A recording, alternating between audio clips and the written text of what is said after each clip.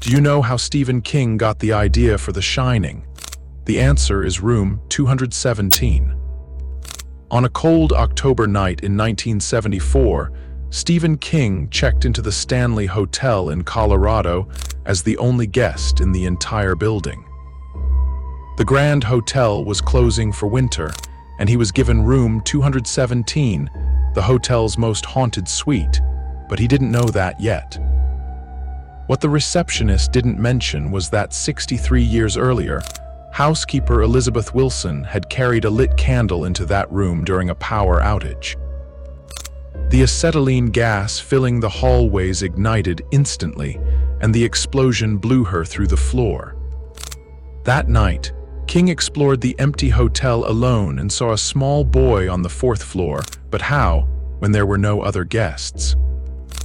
When he finally fell asleep in room 217, he had a nightmare so vivid it woke him screaming. His son was being strangled by a fire hose in the hotel's endless corridors. By the time he finished a cigarette on the balcony, he had the complete plot for The Shining. But the horror didn't end there.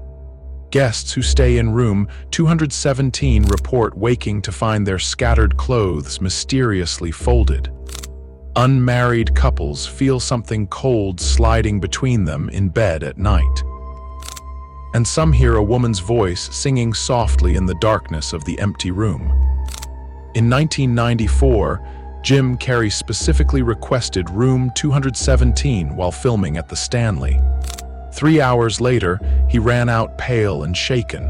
He has never spoken about what happened inside. Room 217 is now the most requested room at the Stanley Hotel.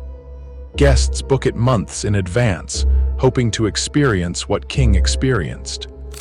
The hotel plays The Shining on loop in every room, though King hated Kubrick's film version. Remember, every time you see Jack Nicholson's madness on screen, it started in a real room where a housekeeper chose never to leave, and where a horror writer's nightmare became our collective terror. Would you dare spend a night in this hotel?